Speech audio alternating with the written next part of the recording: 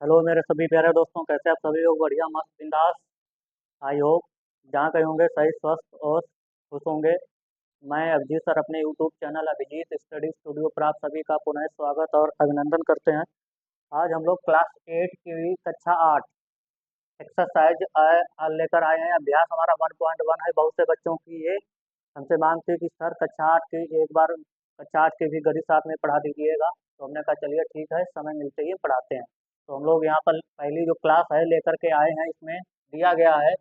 सबसे पहले हम लोग देखेंगे यहाँ से निरपेक्ष मान। अभ्यास जो हमारा है पहला 1.1, और दिया गया है निरपेक्ष मान ज्ञात करिए। क्या ज्ञात करना है हमको? निरपेक्ष मान ज्ञात करना है। लिखा निम्नलिखित का निरपेक्ष मान, लिखा -3, फिर दूसरा है -3/8, फिर 7/13 और 9/11। पहले होता क्या, निरपेक्ष मान क्या होता है? ठीक है, निरपेक्ष मान जो दिया जाता है,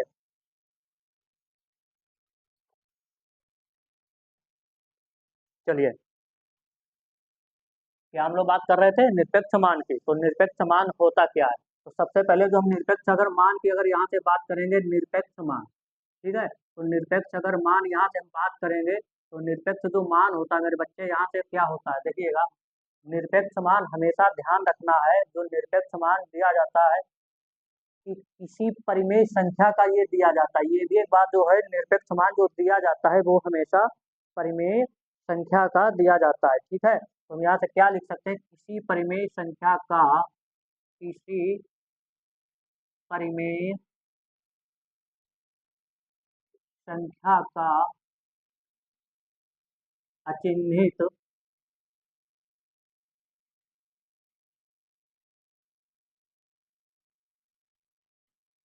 अचिन्हित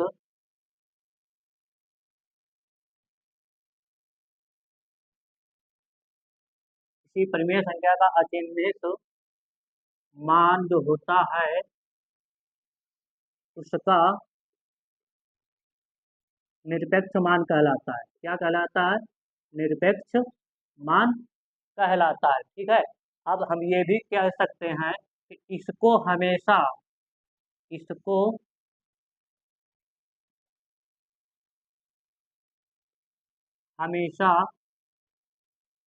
धनात्मक, काहे में? धनात्मक, ठीक है, में लिखते हैं। धनात्मक अर्थात प्लस में ही इसको हमेशा क्या किया जाता? लिखते लिखते हैं। तीसरा इसमें क्या पॉइंट है? इसको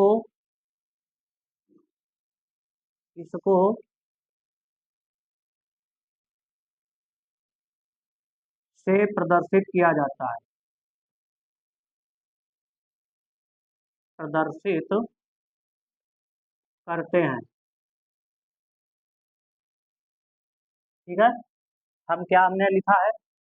किसी परिमेय संख्या का अचिन्हित मान उसका निरपेक्ष मान कहलाता है। ठीक है, फिर क्या है? इसको उसका निरपेक्ष मान, ठीक है, फिर क्या है? इसको हमेशा धनात्मक में लिखा जाता है।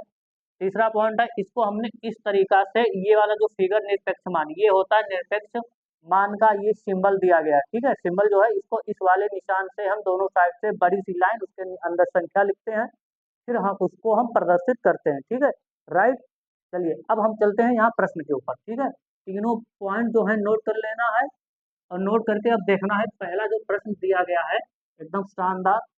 चारों प्रश्नों को कैसे हल करते हैं? ठीक है, चारों प्रश्नों को हम लोग कैसे हल करते हैं? वीडियो ज़्यादा शेयर करते, लाइक करते, कमेंट करें और क्लास के अंत तक बने रहें। देखिएगा क्या लिखा गया है कि जो दिया गया सवाल पहला जो हमारा यहाँ से हल होगा, पहला सवाल अगर हम यहाँ से हल करेंगे, ठीक है, -3, तो -3 को हम क्या कर सकते हैं? -3 ऐसे लिख सकते हैं निरपेक्ष मान में। तो जब हम इसको बराबर में लेकर आएंगे तो ये अभी हमने जो पॉइंट क्या लिखा, इसका मान हमेशा क्या होता है? अचिन्हित होता है। देखिए पहला तो ये होता है अचिन्हित, अचिन्हित है, ये प्लस माइनस कुछ भी हो सकता है। ठीक है, लेकिन जब कभी भी ये निरपेक्ष मान में बदलेगा, तो हमेशा पता है कि निरपेक्ष मान बराबर हम यहाँ से क्या लिख सकते हैं? निरपेक्ष मान बराबर, तो हमें पता है निरपेक्ष मान जो होता है यहाँ से, निरपेक्ष मान बराबर हमेशा ये पॉजिटिव में आएगा। इसको बराबर करोगे तो ये प्लस में 3 ही आ जाएगा मेरा, यही इसका क्या होगा?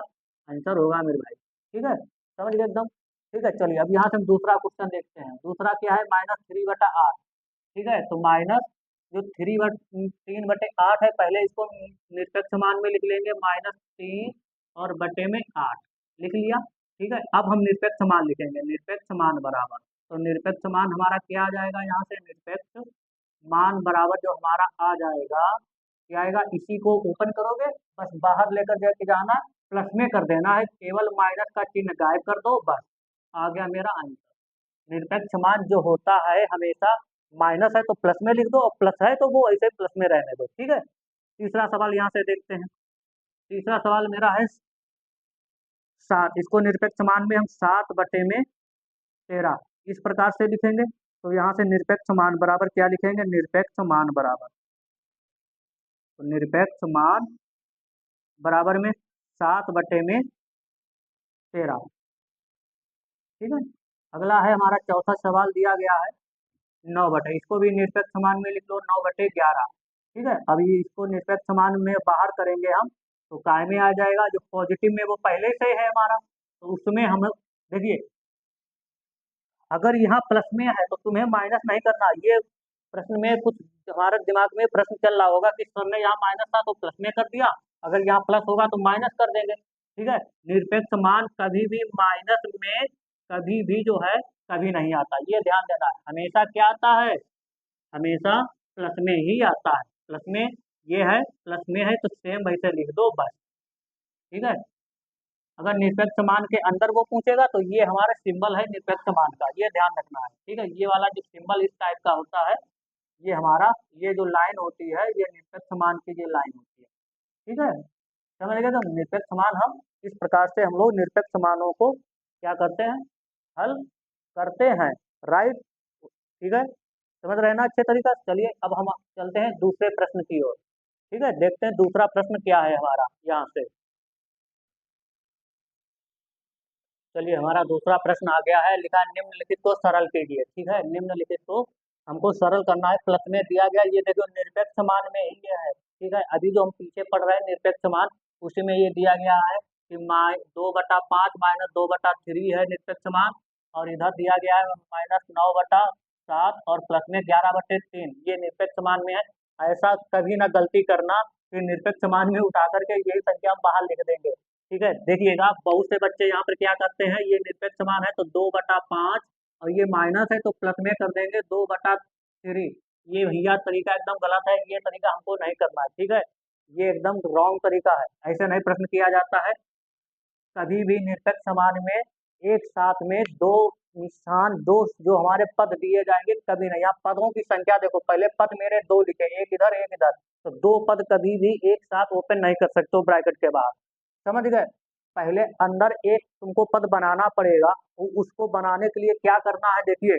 अब कहो कि सर यहाँ घटा दीजिए, 2 में से 2 घटा दोगे 0 बचेगा, और नीचे 5 में से 3 घटा दोगे तो 0/3। देखिए बहुत से बच्चे यहाँ ये भी करते हैं कि 0 यहाँ घटा देंगे निरपेक्ष मान में, और यहाँ 2 बचेगा और इसको कर देंगे बाहर, तो ये भी एकदम गलत है।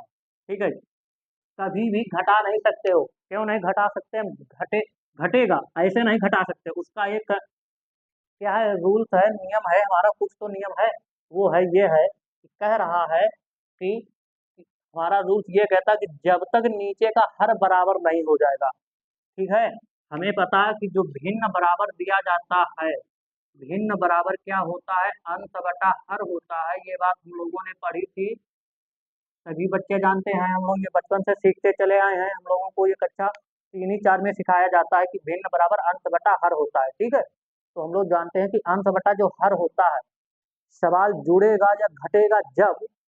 ठीक है, क्या लिखोगे भिन्न में, यहाँ नोट करके, एक नोट करके सभी लोग पहले लिख लो, एक नोट करके यहाँ से सभी लोग नोट करके लिखेंगे, बढ़िया शानदार, यहाँ नोट करके लिखेंगे, क्या लिखेंगे देखिएगा, नोट करके यहाँ से लिखेंगे, नोट करके लिखेंगे, जब भिन्न को लिखा, भिन्न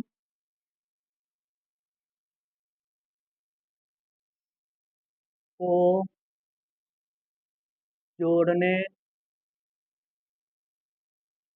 अथवा जोड़ने या फिर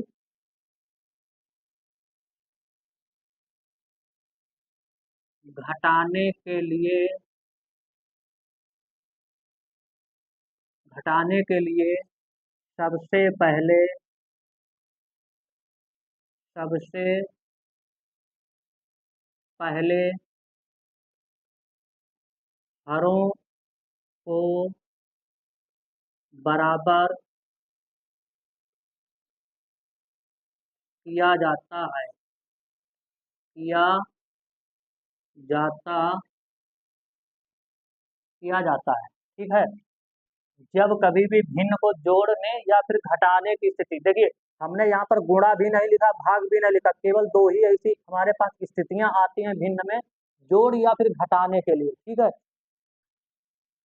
जब कभी भी घटाओगे या जोड़ोगे तो सबसे पहले हमको हरों को बराबर करना पड़ेगा। किसको बराबर करना पड़ेगा? यहाँ पर हरों को क्या करना पड़ेगा? बराबर यहाँ से करना पड़ेगा। ठीक है। तो हरों को हम बराबर करने के लिए कैसे क्या करते हैं, देखिएगा।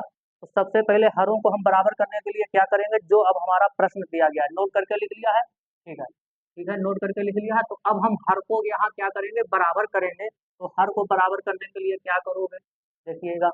हर को बराबर करने के लिए एलसीएम लिया जाता है। क्या लिया जाता है? एलसीएम। तो देखिए ये जो प्रश्न हमारा दिया गया, इनका एलसीएम लेने के लिए लासा, तो इनका 5 और 3 का अगर लासा लोगे, 5 व 3 का एलसीएम लोगे तो लासा ऐसे तो लिया जाता, 5 एकम 5, और ये 3 ऐसे, फिर 3 एकम 3, 3 बराबर 5 गुणे 3 बराबर में एलसीएम कितना आया? एलसीएम कितना आया? 15 आया एलसीएम हमारा। तो एलसीएम बराबर यहाँ से क्या लिख सकते हैं? एलसीएम बराबर 15। ठीक है। तो एलसीएम बराबर 15। अब हमको एलसीएम 15 करने के लिए हमको इतना सब कुछ झमेला नहीं करना। ठीक है। ये एलसीएम भी निकालना का एक तरीका आसान होता है। मैं तरीका क्या बता रहा हूँ, देखिएगा। कुछ नहीं करना है, इन दोनों में बड़ी संख्या देखिए। एलसीएम हमेशा लासा का हरों का लिया जाता है, ये भी ध्यान रखें। एलसीएम हमेशा हरों का लिया जाता है। ठीक है, ऊपर का नहीं। भिन्न में एक और नोट करके लिख लीजिएगा, नोट करके एक और लिखेंगे। भिन्न में लासा हमेशा हरों का लिया जाता है, हरों का लिया जाता है। ठीक है। हर का लासा लिया जाता है, ये नहीं कि अंश का हम ले लेंगे, लिया जाता है। ठीक है। तो ये भी नोट करके एकदम लिखेंगे सभी लोग। हरों में भिन्न में लासा हमेशा हरों का लिया जाता है। ठीक है। तो हरों का हम लासा लेने के लिए क्या करेंगे, देखिएगा। करना कुछ नहीं मेरे भाई, यहाँ से एक ही काम है कि इनमें बड़ी संख्या देखिए 5 है, तो 5 का पहाड़ा पढ़ेंगे। 5 एकन 5, क्या 5 एकन 5 3 के पहाड़े में आएगा? नहीं आएगा। 5 दूनी 10, 3 के पहाड़े में आएगा? नहीं आएगा। 5 तिया 15, यानी 5 के पहाड़े में 15 भी आएगा, 3 के भी पहाड़े में 15 आएगा। तो इन दोनों का लासा क्या हुआ? 15। ठीक है। तो यहाँ क्या करेंगे, निरपेक्ष, ये 2 बटे में क्या लिखेंगे? 5 और माइनस का 2/3, ये निरपेक्ष। ठीक है। अब इनका जो एलसीएम आया था, कितना आया था? 15। तो एलसीएम जो 15 आया है, तो एलसीएम 15 करने के लिए यहाँ 15 बनाओगे तो किस संख्या से गुणा? हम 3 से करेंगे, तो 3 से गुणा ऊपर। यहाँ 15 करने के लिए 5 से गुणा, तो 5 से ऊपर। ठीक है, समझ गए? तो अब यहाँ कितना हमारा बच जाएगा जा करके, बराबर ये 2 तिहाई 6 और बटे में 15 माइनस ये 5 दूनी 10 और बटे में 15। ठीक है, ये बात समझ गए? इसको और आगे अगर हम हल करेंगे, तो आगे हल करने के लिए हमको क्या करना है, यहाँ से देखिएगा क्या करना है। यहाँ से आगे हल करेंगे, तो हल करने के लिए देखिए 6 में से 4 घट 6 में से 10 घटाओ, तो 6 में से 10 घटाने के लिए माइनस का क्या बचेगा? 4 और बटे में 15। ठीक है, ये निरपेक्ष मान में आ गया। अब आगे निरपेक्ष मान के जब बराबर ऊपर लिखोगे, ठीक है, कि निरपेक्ष मान बराबर क्या लिखोगे? निरपेक्ष जब अब ये देखिए, ये निरपेक्ष मान है, ये निरपेक्ष मान है, ये सिंबल हमेशा निरपेक्ष मान का इशारा करता है।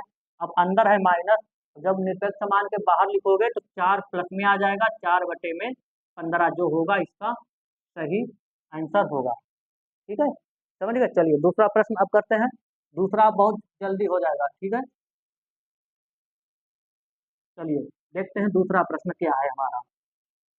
दूसरा प्रश्न यहाँ से क्या दिया गया है, तो दूसरा प्रश्न हल करने के लिए क्या करोगे, देखिएगा जो लिखा है निरपेक्ष मान में -9/7 और प्लस में 11/3, इनका एलसीएम लेना है। तो एलसीएम क्या ले लिए, देखिए 7 सबसे बड़ी संख्या है, तो 7 तिया 21, इनकी आपस में गुणा कर दो, एलसीएम आ जाएगा। तो 21 बनाने के लिए 3 से गुणा इधर, 3 से ऊपर, 7 से इधर गुणा, तो 7 से ऊपर। ठीक है, अब क्या करेंगे, ये निरपेक्ष मान में इधर 9 तिया 27 बटे में 7 तिया 21, ठीक है, और इधर आ जाएगा 11 सत्ते 77, ये प्लस में 77।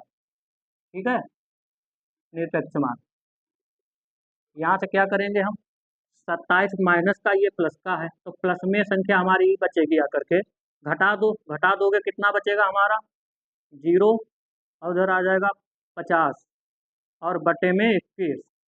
ठीक है, इसको निरपेक्ष मान में लिखोगे, निरपेक्ष मान बराबर, तो निरपेक्ष मान, या फिर सरल करोगे तो बात एक ही है। ठीक है, तो निरपेक्ष मान बराबर यही संख्या मेरी बाहर आ जाएगी, 50/21 जो आएगा इसका राइट आंसर आएगा। समझ गए, समझ गए ना, अच्छे तरीका से, उम्मीद करता हूँ बहुत अच्छे तरीका से समझ रहे होंगे। ठीक है, अब इसके जो अगले जो भाग हैं, जो अगले जो आगे के प्रश्न हैं, वो हम अपनी नेक्स्ट क्लास में लेकर आएंगे। वीडियो कैसी लगी ये हमको कमेंट बॉक्स में बता दें। वीडियो ज़्यादा शेयर करना, लाइक करते हैं, कमेंट करें। अगर आप हमारे चैनल पर नए आए हैं तो कृपया चैनल को सब्सक्राइब कर लीजिएगा, बेल आइकन को ऑल पर सेलेक्ट कर लीजिएगा। कल हम इस समय एक फिर नए प्रश्नों के साथ उपस्थित होंगे, तब तक हमें आज्ञा दीजिए। Thank you very much, bye bye, नमस्कार।